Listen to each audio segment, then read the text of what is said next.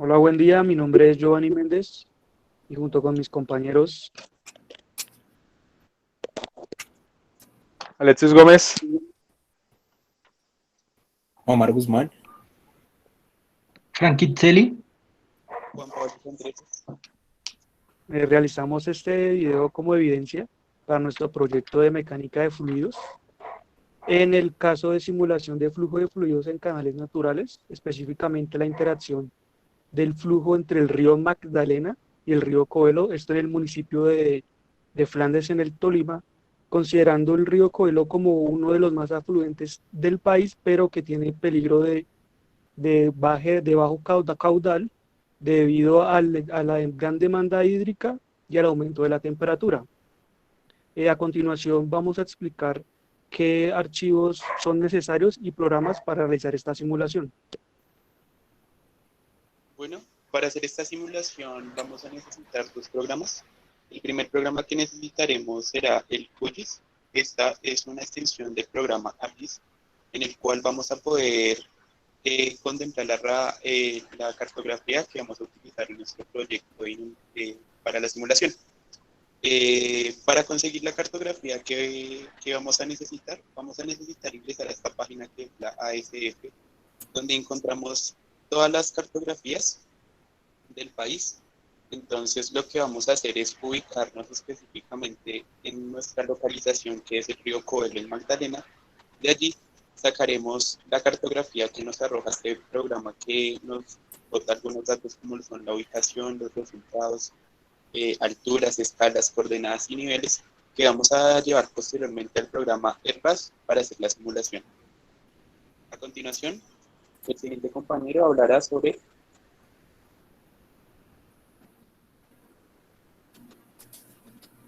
A continuación vamos a ver cómo se georreferencia la cartografía que se descargó de la base de datos y pues cómo llevar la topoaltimetría al programa EGRAS. Lo siguiente, después de haber descargado la topoaltimetría, simplemente se hace es abrir el QGIS, darle en raster, proyección y extraer una proyección. Lo que va a hacer el QGIS básicamente es asignarle georreferenciarlo, asignarle una latitud y una longitud para ubicar el mapa y pues de esta manera asignarle una geolocalización en el globo. Si no se le hace esto, el EGRAS no va a poder trabajar simplemente porque no va a tener alturas asignadas y un uso horario. Entonces simplemente lo que uno hace es ingresar un archivo, ingresar el archivo DEM, que generalmente cuando uno importa el archivo desde la base de datos, descarga un archivo DEM y lo que hace es agregarlo y generar el archivo PRJ.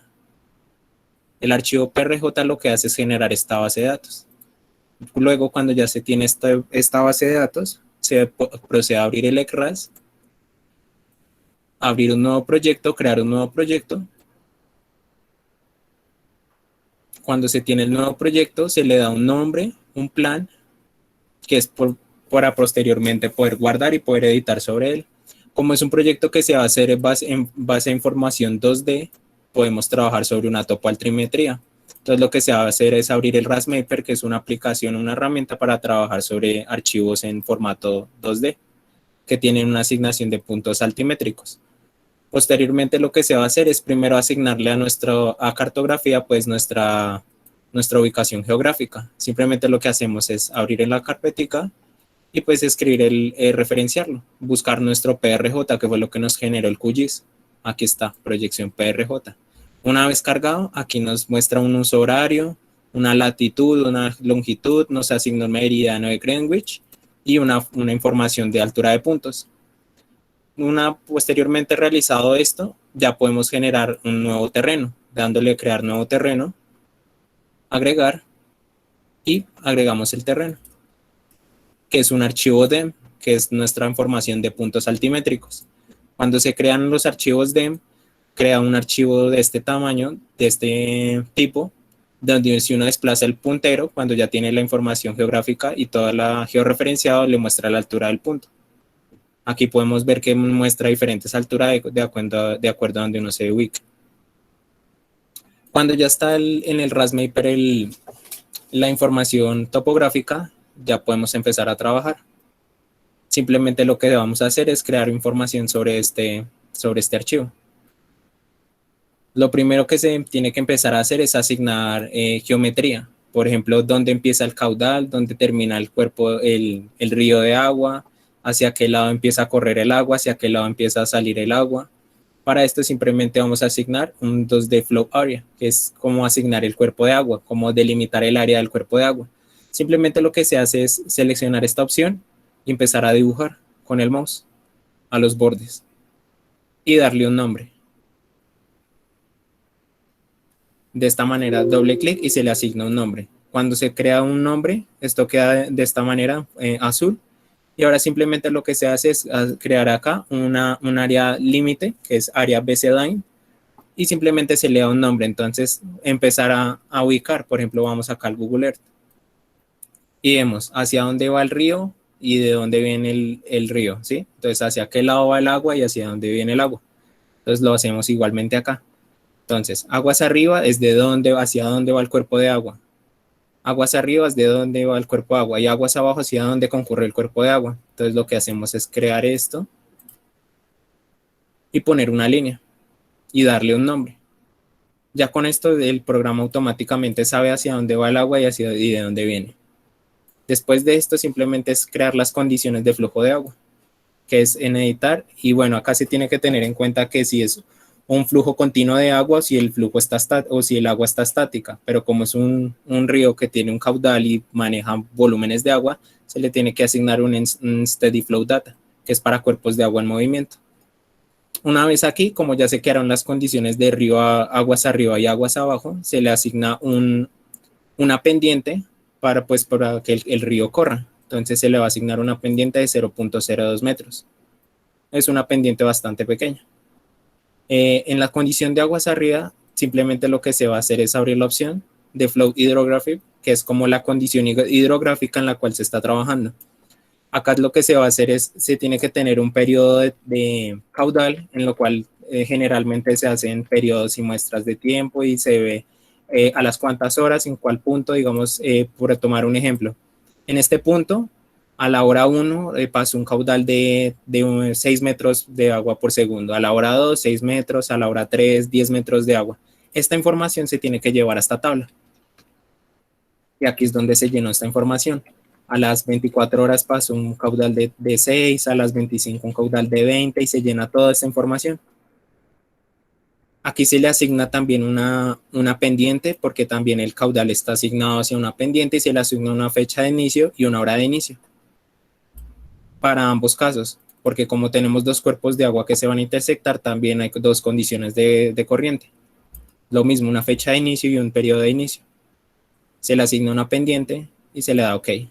Cuando ya se tienen las condiciones de inicio, simplemente se le da en correr y correr análisis, un steady flow análisis. Se le da procesar geometría, procesar simulación y pues procesar el mapeo, que es para que toda la geometría sea mapeada. Esto generalmente tiene cuando uno le da a computar, tiene un proceso de entre media hora y una hora, entonces aquí no se va a ver el proceso. Cuando ya se tiene todo este proceso, se puede ver toda la información acá y mis compañeros posteriormente les van a explicar qué es lo que se va a ver acá.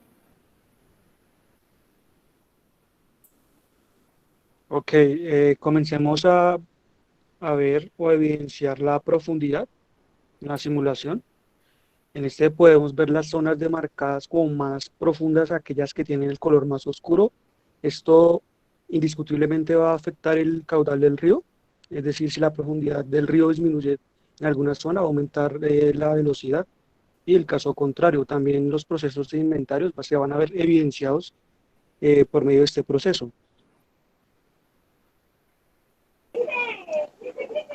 Ahora, en cuanto a la velocidad en el río, podremos encontrar que la velocidad se encuentra mayormente en la parte superficial del río y se ve reflejada por la...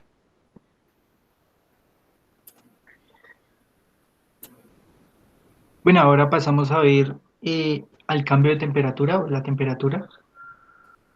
Podemos ver que pues aumenta o disminuye la energía cinética o el movimiento o el flujo del agua, pues también eso se puede ver el cambio de temperatura.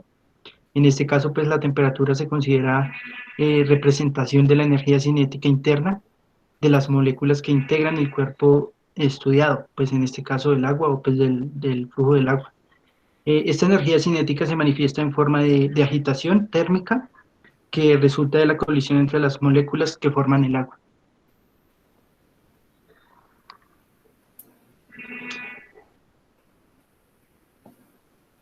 Bueno, ahí podemos ver el flujo del agua y el choque de los dos ríos.